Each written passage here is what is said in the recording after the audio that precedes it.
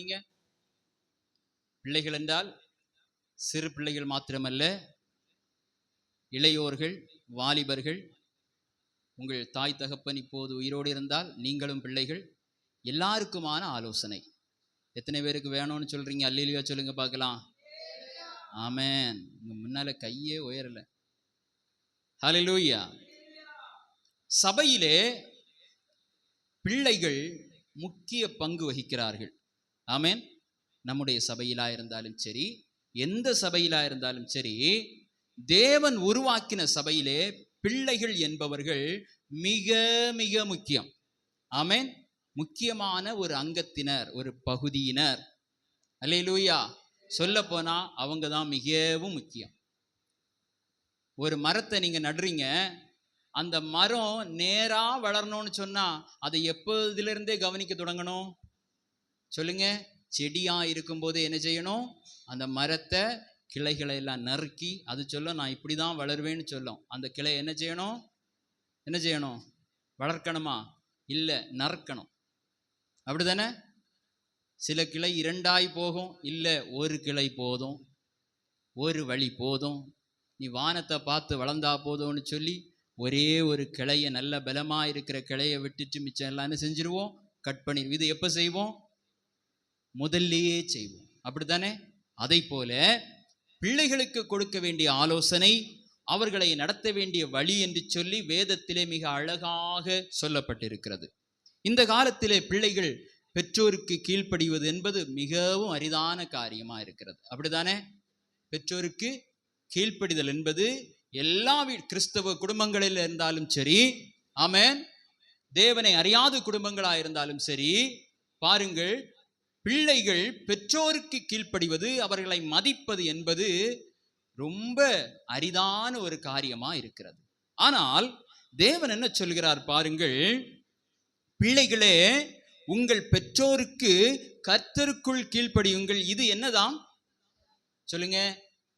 அப்ப கீழ்ப்படியாம இருந்தா அது அநியாயம். அநியாயக்காரனுக்கு ஆண்டவர் ஒண்ணுமே கொடுப்பதில்லை. சரிதானே? ஆங்கில வேதாகமத்திலே இருக்கிறது, திஸ் இஸ் ரைட், சரியானது. அப்போ நீங்கள் பெற்றோருக்கு கீழ்ப்படுகிறது, அது சரியானது, அது சரியான பாதை. கீழ்ப்படியாமல் இருப்பது அது தவறான பாதை. நல்ல கவனியுங்கள். நீங்கள் கீழ்ப்படிவது சரியானது, கீழ்ப்படிவது நியாயமானது, கீழ்ப்படியாதது அநியாயமானது. அது எப்படிப்பட்டது? சொல்லுங்க. தவறானது. சரியானது அல்ல, அது தவறானது. அல்லேலூயா. இது இப்போது மட்டுமல்ல, பவுல் வாழ்ந்த காலத்திலே 1வது நூற்றாண்டிலேயே இந்த பிரச்சனை இருந்திருக்கிறது. ஆமென். ஸ்தோத்திரம். பிள்ளைகளே என்று சொல்லி ஆண்டவர் யாரை அழைக்கிறார்? விசுவாச தேவ பிள்ளைகளுடைய பிள்ளைகளை ஆண்டவர் அழைக்கிறார். பிள்ளைகளே, அவர் உங்களை மட்டும் விட்டு வைக்கவில்லை. நீங்க மிகவும் முக்கியம் சபைக்கு. இனி நாளைய தினத்திலே, இனி வருங்காலங்களிலே நீங்கள் தான் சபையின் தூணாக மாறப்போகிறீர்கள். இப்பொழுதே நீங்கள் சரியாக இருக்க வேண்டும். நீங்கள் சரியாக இருப்பதற்கு அடிப்படையான தகுதி என்னவென்றால், நீங்கள் பெற்றோருக்கு கீழ்ப்படிந்திருக்க வேண்டும். அப்படி கீழ்ப்படிதல் இன்னும் ஒரு வசனத்தில் என்ன சொல்லப்பட்டிருக்கிறது பாருங்கள். கொலோசையர் 3வது அதிகாரம் அதனுடைய 20வது வசனம் என்ன சொல்லுகிறது? வாசியுங்கள். பிள்ளைகளே, பெற்றோருக்கு எல்லா காரியத்திலேயும் கீழ்ப்படியுங்கள், இது கர்த்தருக்கு பிரியமானது. இது என்னதான்? கர்த்தருக்கு பிரியமானது, நியாயமானது, சரியானது, பிரியமானது. இனி கீழ்ப்படிந்திருந்தால் அந்த குடும்பம் மகிழ்ச்சியானது. எல்லாரும் கவனிங்க. எந்த வீடுகளிலே பிள்ளைகள் பெற்றோருக்கு கீழ்ப்படிந்திருக்கிறார்களோ அவர்கள் மகிழ்ச்சியோடு இருப்பார்கள். ஆம் என்று சொல்லுகிறவர்கள் ஒரு அல்லேலூயா சொல்லுங்க பார்க்கலாம். அல்லேலூயா. ஏன் தெரியுமா? பிள்ளைகளுக்கு வேலையே கீழ்ப்படிதல் தான். ஆமென். உங்களுக்கு ஒரு பொறுப்பு சொல்லப்பட்டு இருக்கிறது. என்னது? கீழ்ப்படிதல். வேற ஒண்ணுமே நீங்க கவலைப்பட வேண்டாம். நீங்க வேலைக்கு போக வேண்டாம், அப்படித்தானே? வேற எதுவுமே செய்ய வேண்டாம். நீங்க செய்ய வேண்டிய ஒரே ஒரு பொறுப்பு என்ன? கீழ்ப்படிதல். அப்போ நம்மகிட்ட ஒரு பைக் இருக்குன்னு வைங்களேன். அந்த பைக்கு நம்ம காலையில போகும்போது ஸ்டார்ட் பண்ணும்போது ஸ்டார்ட் ஆச்சுதுன்னா பிரச்சனை இல்லை, கீழ்ப்படிஞ்சிட்டு நம்ம போக வேண்டிய இடத்துக்கு என்ன செஞ்சிடலாம், போயிடலாம். ஆனா இது என்ன செய்யாது, ஸ்டார்ட் ஆகாது, டெய்லி பிரச்சனை கொடுத்துட்டே இருக்குது அப்படின்னு சொன்னா நம்முடைய வேலையை செய்ய முடியுமா? செய்ய முடியாது. அமைதி போயிரும், குழப்பம் வந்துடும். அப்படித்தானே? ஆபீஸ்ல என்ன செய்வாங்க, நம்மளை திட்டுவாங்க, நமக்கு ஒரு மேன்மையான இடம் நமக்கு கிடைக்காது. அதே போலதான் பிள்ளைகள் கீழ்ப்படியாம இருக்கிறது, இதை தானே நான் கீழ்ப்படியாம இருக்கிறேன்னு அவங்க சாதாரணமா நினைப்பாங்க. இது தாய்க்கு ஒரு பெரிய வேதனையை கொண்டு வருகிறது. அவளுடைய வேலைகளை செய்ய முடியாமல் இருக்கிறது, தகப்பனுடைய வேலையை செய்ய முடியாமல் இருக்கிறது.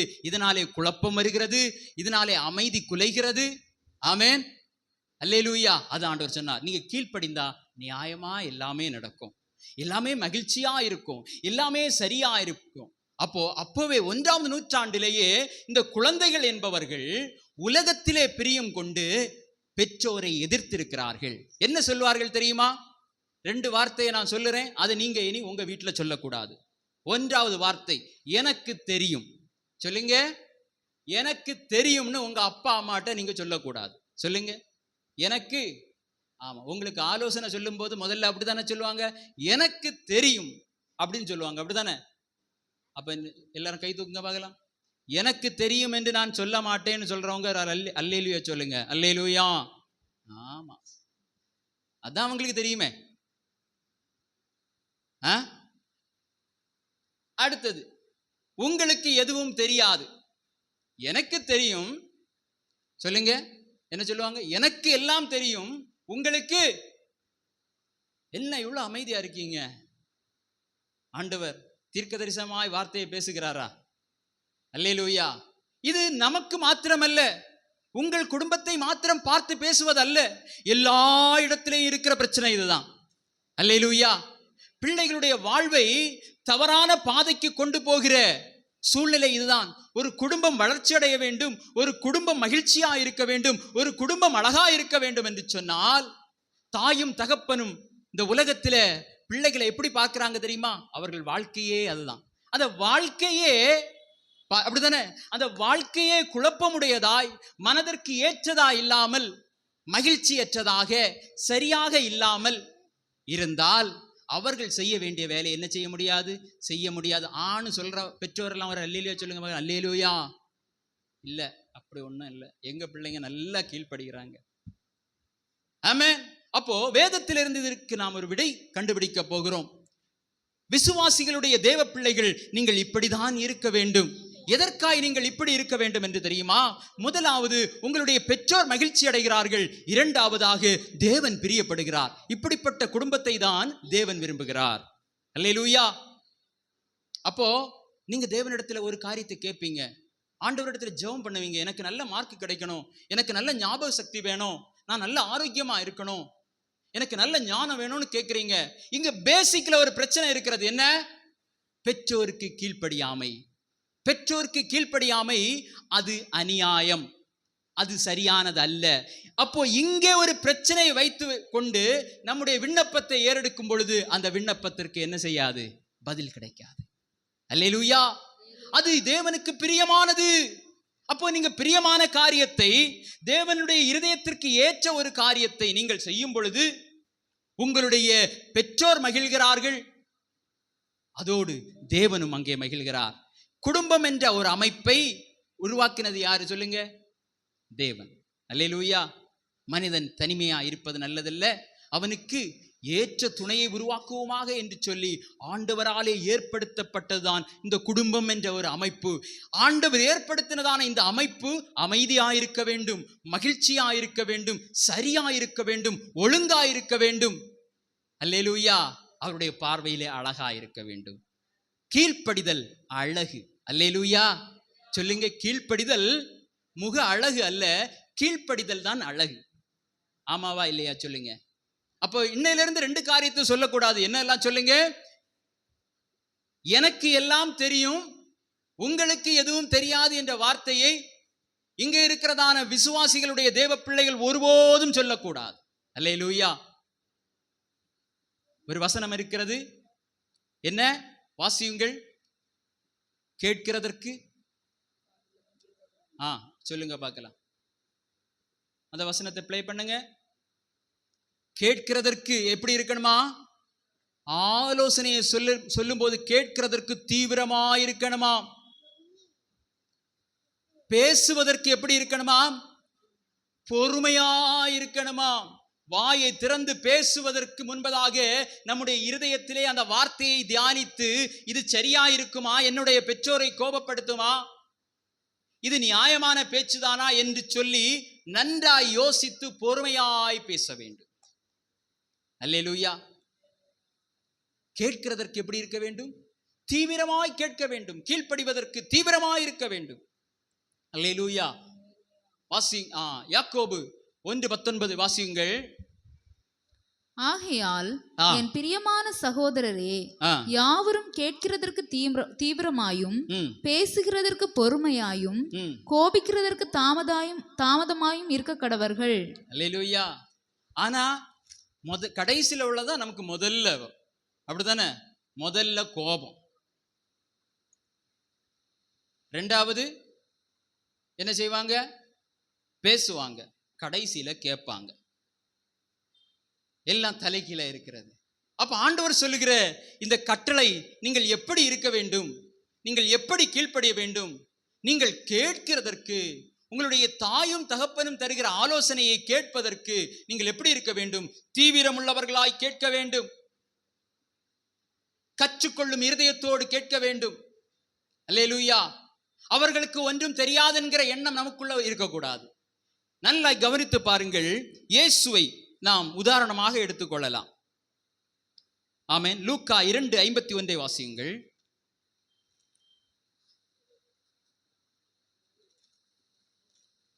லூக்கா எழுதின சுவிசேஷம் 2.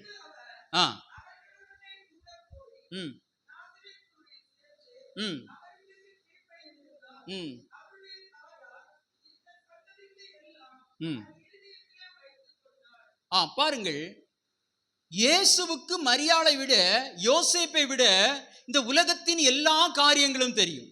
தெரியுமா? நல்லா தெரியும். பாருங்க, இப்போ ஒரு 10 வயசுல ஒரு சிறுவன் இருக்கிறான்னு சொன்னா அவனுடைய மனதுல என்ன தெரியுமா இருக்கும்?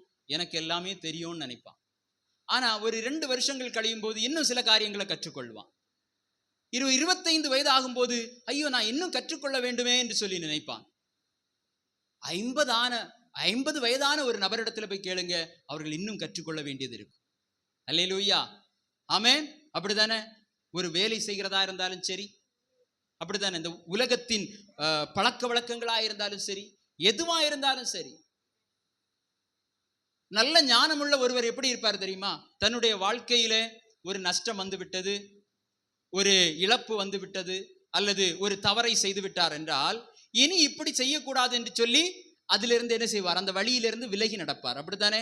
ஆனா மனுஷன் என்ன செய்வான் தெரியுமா? விழுந்த குழியிலே விழுவான்.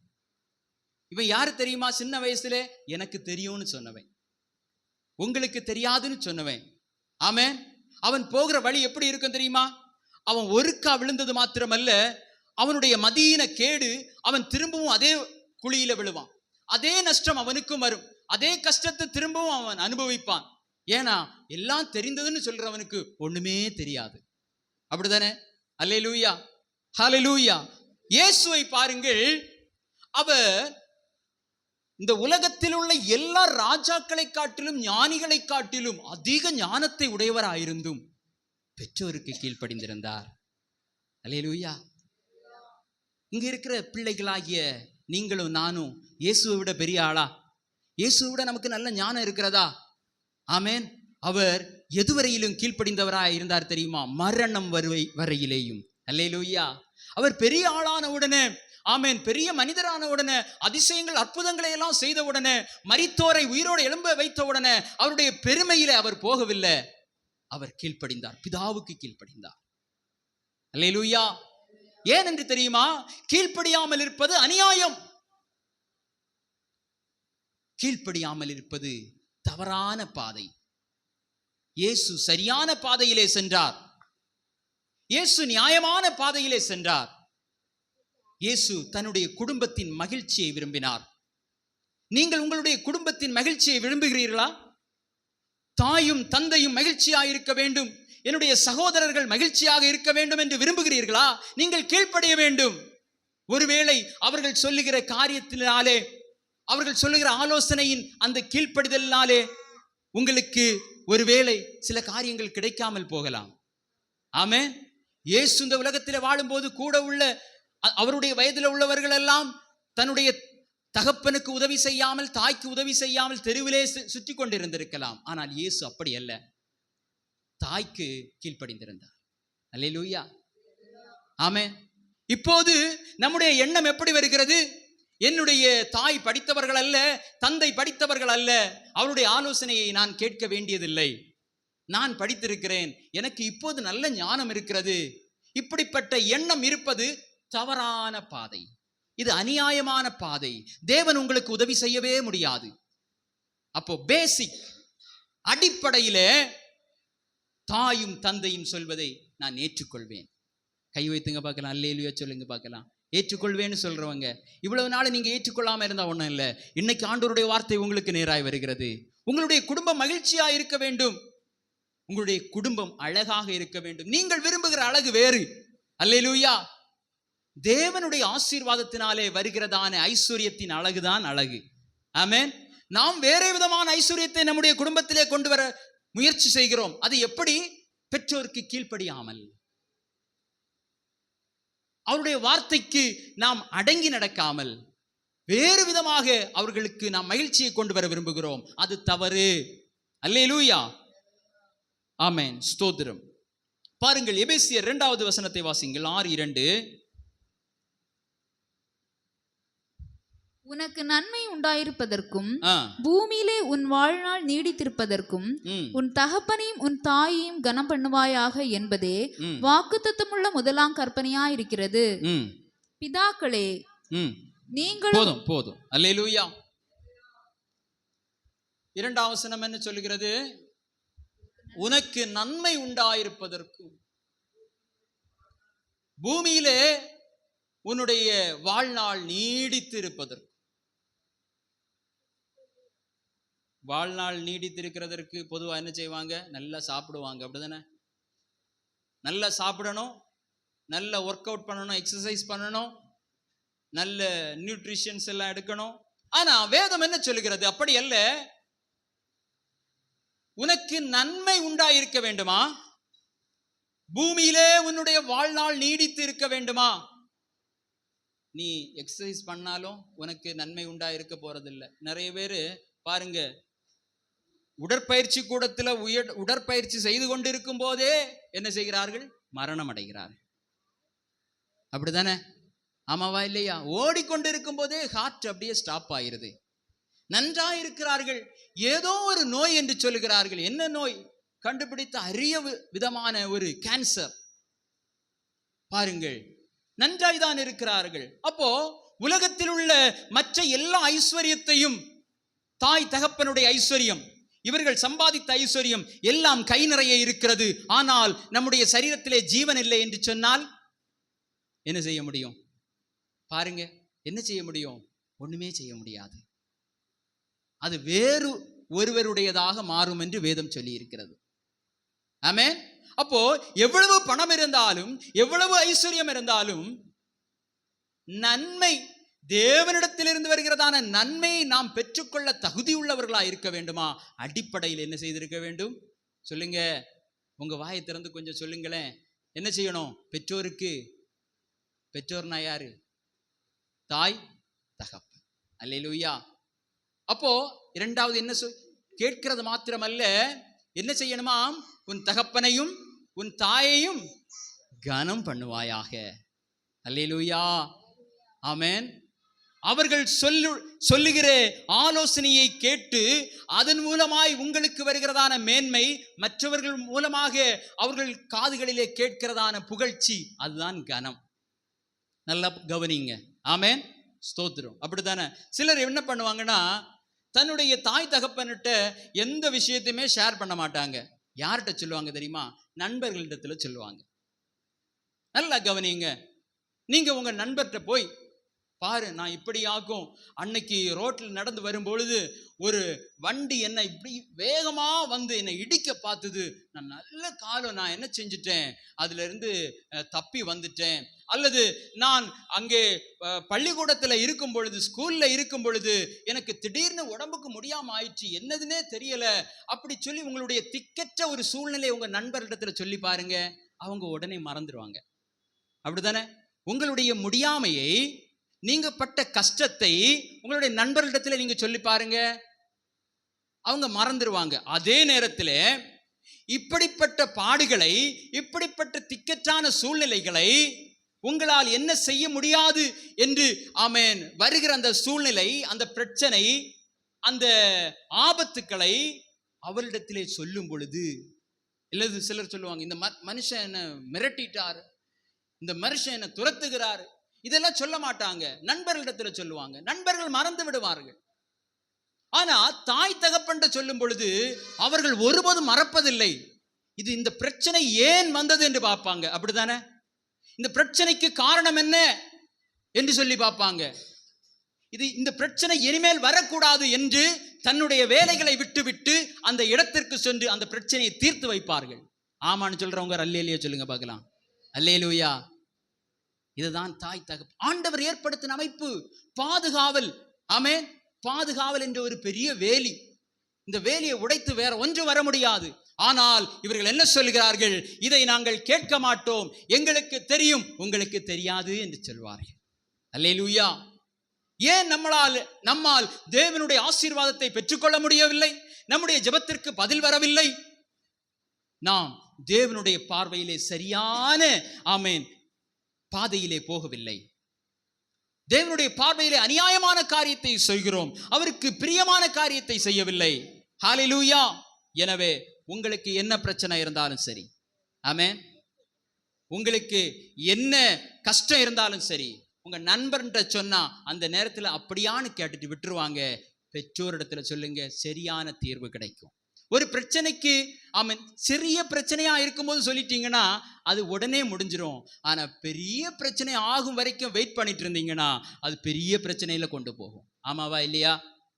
ஆமாவா இல்லையா? சொல்லுங்க. நிறைய பேர் அப்படிதான், சின்ன பிரச்சனையை சொல்ல மாட்டாங்க, நண்பர்களோடு பகிர்ந்து அதை விட்டு விடுவார்கள். ஆனா பெரிய பிரச்சனை ஆகும்போது இனி சொல்ல முடியாது, இனி யாரிடத்துல போய் சொல்வது, பெற்றோரிடத்துல சொன்னா என்ன சொல்வார்கள் தெரியாது, இந்த உலகத்தை விட்டே கடந்து போகிறார்கள். இது தவறான பாதை, இது அநியாயமான பாதை.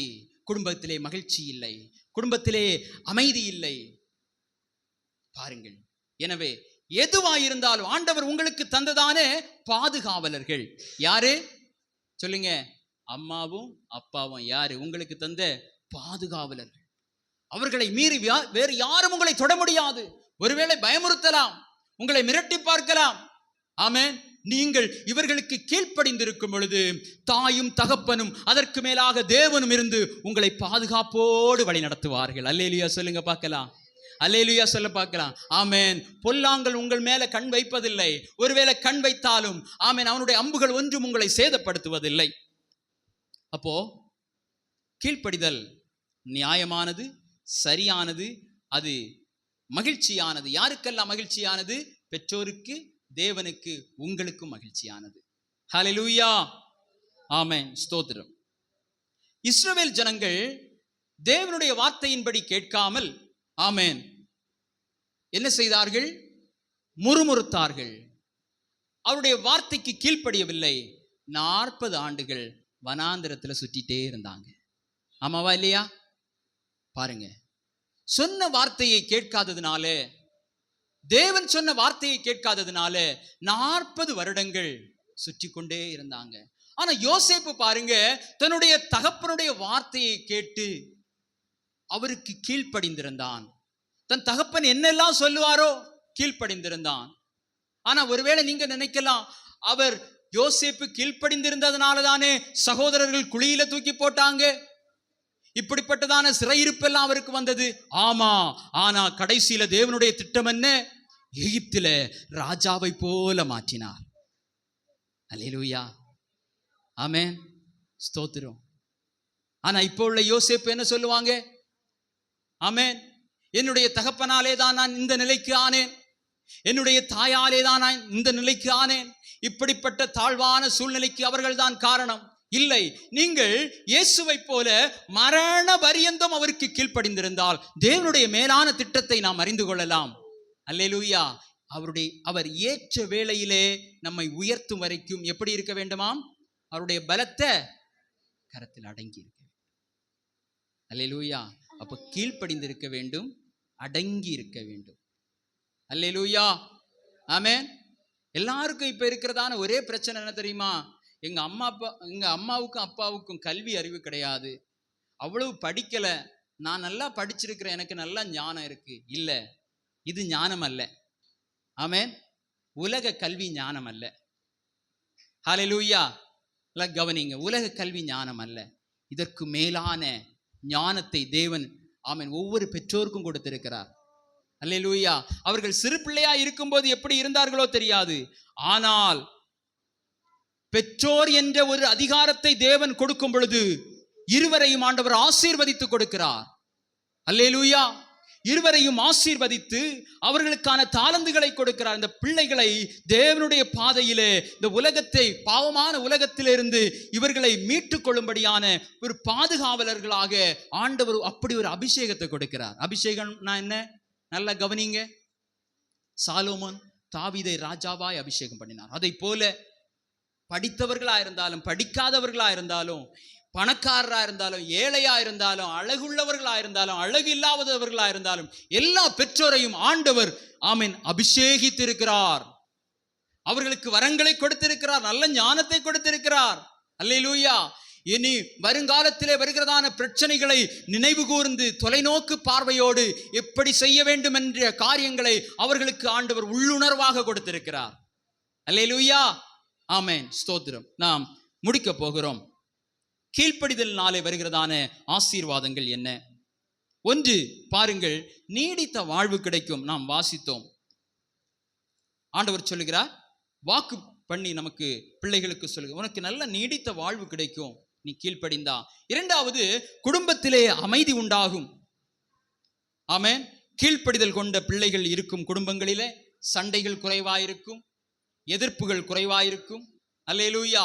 இனி பெற்றோருடைய ஆசீர்வாதம் என்ன செய்யுமாம்? பிள்ளைகளை தொடர்ந்து வரும். ஆமாவா இல்லையா? ஸ்தோத்திரம். சண்டை பண்ணுகிறதான வாலிப பிள்ளைகள், ஊர்ல இருக்கிற சண்டையெல்லாம் வருவித்து கொண்டு வருகிற பிள்ளைகள் பாருங்க, அதனால நோயை கொண்டு வந்து மருத்துவமனையில தங்களுடைய பணங்களை எல்லாம் வீணடிக்கிற பிள்ளைகள், இப்படி பிள்ளைகள் இருந்தா பெற்றோருடைய ஆசீர்வாதம் எப்படி பின் தொடர்ந்து வரும்? ஆனா கீழ்ப்படிந்திருந்தா என்ன செய்யுமாம்? பாருங்கள், பெற்றோரின் ஆசீர்வாதம் பிள்ளைகளை தொடர்ந்து வரும். மூன்று, இந்த இரண்டு காரியங்களை விட மேலான ஒரு காரியம் பாருங்கள், தேவனுடைய பாதுகாப்பு கிடைக்கிறது, அவருடைய நன்மையான ஆசீர்வாதம் கிடைக்கிறது. ஏன்னா அவருடைய வார்த்தைக்கு கீழ்ப்படிந்தீங்க இல்லையா? அவருடைய வார்த்தையை நீங்க கேட்டீங்க இல்லையா? அவருடைய பாதுகாப்பு, அவருடைய ஆசீர்வாதம். என்னுடைய பிள்ளைகள் எனக்காக படுகிறார்கள் இந்த கஷ்டங்களை. என்னுடைய மகன் யோசேப்பு எவ்வளவு நாள் சிறைச்சாலையில இருந்தான். ஆமென். என்னுடைய வார்த்தைக்காக அவன் அடங்கி இருந்தானே, தன்னுடைய ஆமென் தகப்பன் சொன்ன வார்த்தைக்கு அவன் கீழ்ப்படிந்திருந்தானே, அவனை உயர்த்துகிறார். ஒரு நிலையில அவன் உயர்த்தப்பட்ட பின்பு அவனுடைய சகோதரர் அவனுக்கு முன்பாக வருகிறார்கள். அவன் அதிகாரத்தில் இருந்து கொண்டு தன்னுடைய சகோதரரை தண்டிக்கவில்லை, எந்த வார்த்தையும் பேசவில்லை. அவனுக்குள்ளே பரிசுத்த ஆவியானவர் இருந்தார். ஆமென். நீங்கள் முதலாவது கீழ்ப்படியும் பொழுதே உங்களுக்குள்ளே பரிசுத்த ஆவியானவர் வருவார்.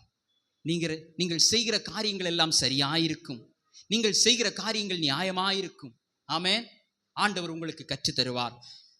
அந்த யோசேப்பு என்ன செய்தார்? அவர்களை தண்டிக்கவில்லை. ஆமென்.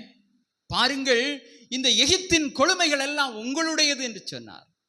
நான் அனுபவிக்கிற இந்த எகிப்தில் இருக்கிறதான இந்த கொடுமைகள், நம்முடைய நாட்டிலோ பஞ்சம், ஆனால் இங்கே இருக்கிறதான கொடுமைகள், சகோதரரே, நீங்கள் என்னை அனுப்பினேன் என்று சொல்லி நீங்கள் குற்றமன சாட்சியோட இருக்க வேண்டாம். இப்படி ஒரு நாள் வருமென்று அறிந்து ஆண்டவர் தான் என்னை உங்கள் மூலமாய் குழிக்குள்ளே தூக்கி போட்டார், எகிப்திற்கு வர வைத்தார், ராஜாவை போல என்னை மாற்றினார் உங்களை போஷிக்கும்படியாக. ஆமென். இப்படிப்பட்ட ஒரு இருதயம் வேணுமா? முதல்ல நீங்க பெற்றோருக்கு கீழ்ப்படியுங்க. அல்லேலூயா. இயேசு பெற்றோருக்கு கீழ்ப்படிந்தார். யோசேப்பு பெற்றோருக்கு கீழ்ப்படிந்திருந்தார். தாவீது பெற்றோருக்கு கீழ்ப்படிந்திருந்தார். ஆமென். அல்லேலூயா. தாவீதுடைய வீட்டில் எல்லாரும் அரச வேலையில இருந்தாங்க. இவர் வீட்டில் உள்ள ஆடை மேய்த்துட்டு இருந்தார். கடைசியில இவர்கள் கவர்மெண்ட் ஜாப்ல தான் இருக்க முடிஞ்சது. ஆனா தாவீது கவர்மெண்டாகவே மாறிவிட்டார், அரசனாக மாறினார். எனவே உங்களை குறித்து ஆண்டவரிடத்தில் ஒரு பெரிய திட்டம் உண்டு. ஏற்ற காலத்திலே ஆண்டவர் உங்களை உயர்த்துவார். நீங்கள் நினைக்கிறபடி அல்ல, நீங்கள் நினைக்கிற உயர்வு அல்ல.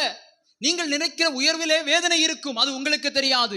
ஆனால் ஆண்டவருடைய உயர்வு அது மேன்மையானது. அது உங்களுடைய குடும்பத்தை மாத்திரமல்ல, மற்றவருடைய குடும்பத்தை போஷிக்கும்படியாக ஆண்டவர் உங்களை உயர்த்துவார். நீங்கள் உலகுக்கு ஒளியாக எழும்ப முடியும். அல்லேலூயா. ஆமென். ஸ்தோத்திரம்.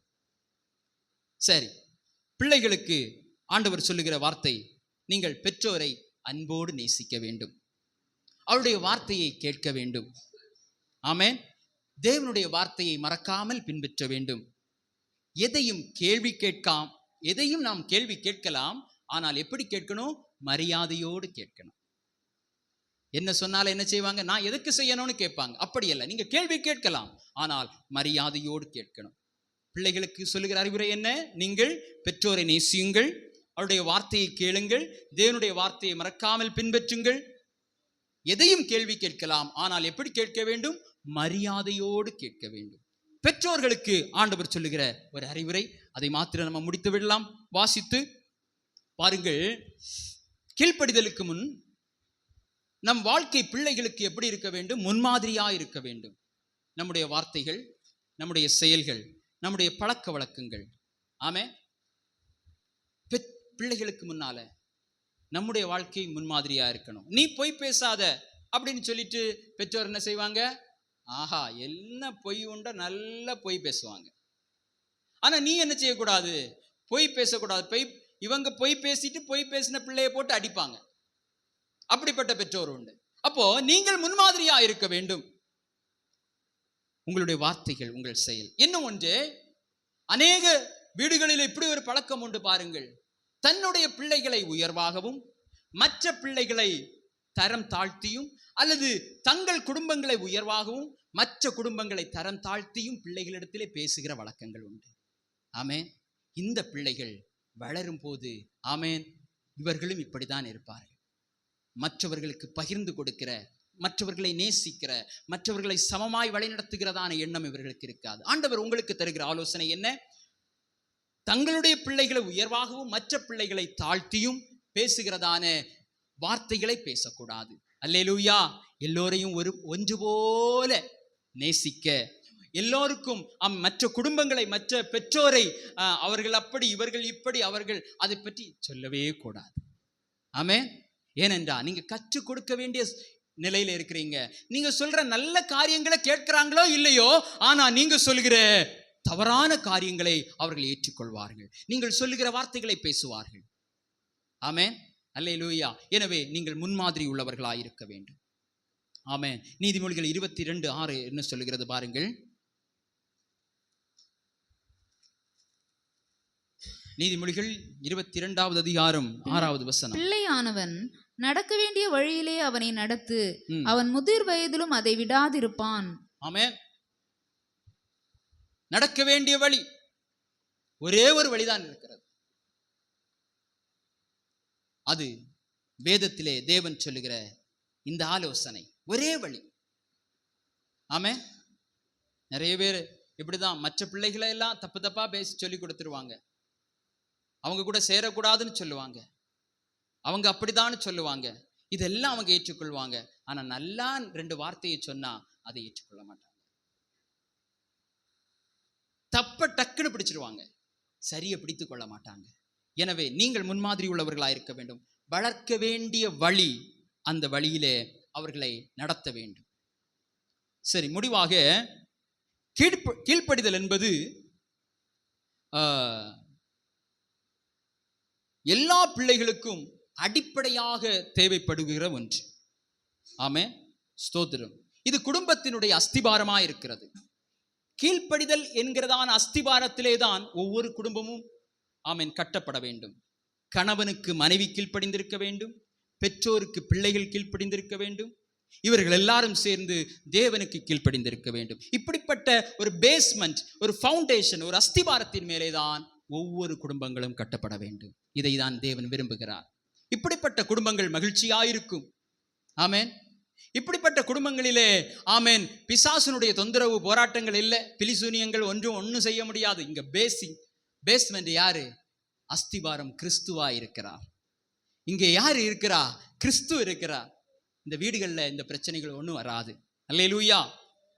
அப்போ நாம் யாருடைய வார்த்தைக்கு நம்ம கீழ்ப்படுகிறோமோ அவர்களை நாம் மதிக்கிறோம் என்று அர்த்தம்.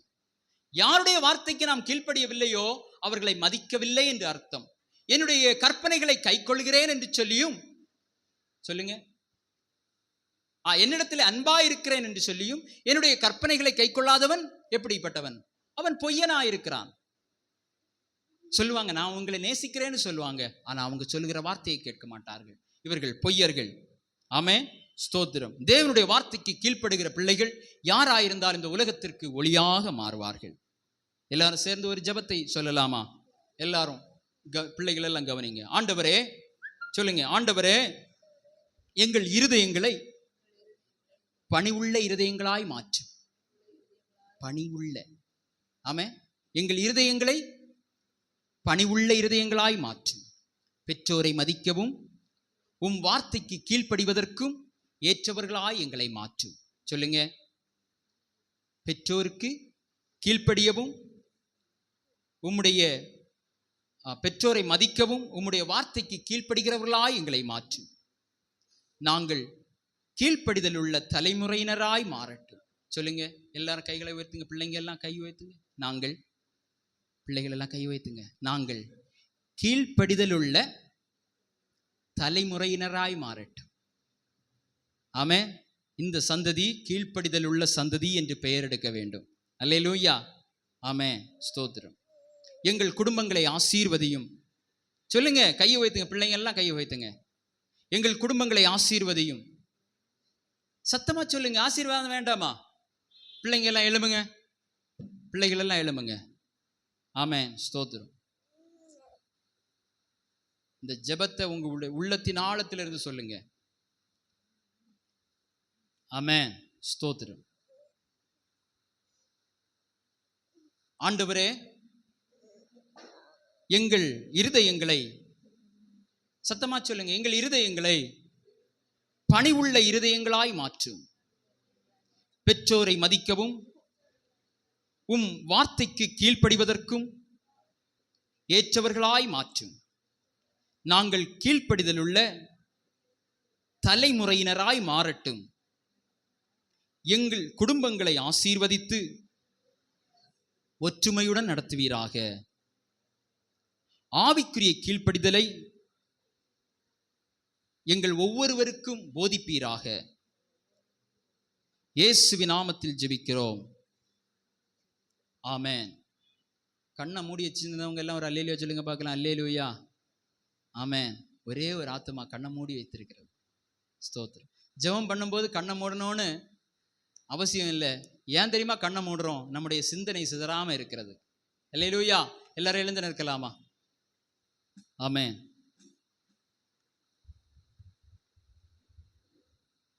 எங்கள் பெற்றோரை நேசிக்கிறோம், அவருடைய வார்த்தைக்கு நாங்கள் செவி கொடுப்போம், இன்றிலிருந்து நாங்கள் கீழ்ப்படியோம் என்று சொல்றவங்க எல்லாரும் கையை வைத்துங்க பார்க்கலாம். ஆமென். ஜென்சிகா கையை வைத்தவே இல்லை. ஆண்டவருடைய சமூகத்தில் அதான் பணிவுள்ள இருதயம். நம்ம ஜெபம் பண்ணோம் இல்லையா? ஆண்டவரே பணிவுள்ள இருதயம். ஏன்னா நன்மை, ஆசீர்வாதம், மேன்மை ஆண்டவரிடத்திலிருந்து வருகிறது. இந்த அஸ்திபாரத்தில் ஆமென் கிறிஸ்து இல்லைன்னு சொன்னா இந்த ஆசீர்வாதத்தை பெற்றுக்கொள்ள முடியாது.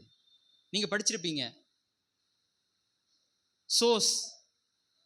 சோர்ஸ்னா என்ன சொல்லுங்க? பிறப்பிடம். ஆசீர்வாதத்தின் ஊற்று யாரு? இயேசு. அவர் நம்முடைய குடும்பத்திலே அஸ்திவாரமா இருந்தா ஆமென் நம்முடைய ஜெபங்கள் டிரான்ஸ்மிட் ரிசீவ் அப்படி படிச்சிருப்பீங்களா? ஆமென். நம்ம ரிசீவர், அவர் டிரான்ஸ்மிட்டர். இங்க ரிசீவர் எங்கேயோ கடந்ததுன்னா நமக்கு எங்க அப்படித்தானே? உங்க வீட்டில் ஃபோன் இருக்கு, யாராவது கால் பண்ணா ஃபோனை எடுத்துட்டு பேசுவீங்களா, ஃபோனை எடுக்காம பேசுவீங்களா? சிலர் ஃபோனை எடுக்கிறதே இல்லை, பேசிட்டே இருப்பாங்க. ஆமென். அப்போ இது ரிசீவர், ஆண்டவருடைய வார்த்தை, தேவனிடத்திலிருந்து பதிலை பெற்றுக்கொள்ளக்கூடிய ரிசீவர். அது அஸ்திபாரத்தில் இருக்கணும். ஆமென். அப்பதான் நம்ம பேச முடியும், நம்முடைய குறைவுகளை ஆண்டவரிடத்துல சொல்ல முடியும், நம்முடைய விண்ணப்பத்தை ஆண்டவரிடத்துல சொல்ல முடியும். அல்லேலூயா. இன்றிலிருந்து என்னுடைய தாயுடைய தகப்பனுடைய வார்த்தைக்கு நான் கீழ்ப்படின்னு சொல்றவங்க உள்ளத்தின் ஆழத்திலிருந்து ஆண்டவரிடத்துல நீங்க ஒப்பு கொடுக்குறீங்க. உங்களை சொல்லுங்க பார்க்கலாம். கையை உயர்த்தி ஆண்டவரிடத்துல ஒப்பு கொடுங்க. ஆமென். ஹல்லேலூயா. ஆண்டவர் உங்களை ஆசீர்வதிப்பார். உங்களுடைய குடும்பங்கள் எல்லாவற்றையும் மகிழ்ச்சி உள்ள குடும்பமாய் மாற்றுவார். எல்லாரும் கரங்களை தட்டி ஆண்டவருடைய நாமத்தை மகிமைப்படுத்துவோமா? ஹல்லேலூயா, ஹல்லேலூயா. Thank you Jesus. ஒரு பாடலை பாடி ஆண்டவருடைய நாமத்தை நாம் மகிமைப்படுத்துவோம். இயேசுவின் பிள்ளைகள் நாங்கள் எப்போதும் மகிழ்ந்திருப்போம். ஹல்லேலூயா. Thank you Jesus. நன்றி பரிசுத்த ஆவியானவரே.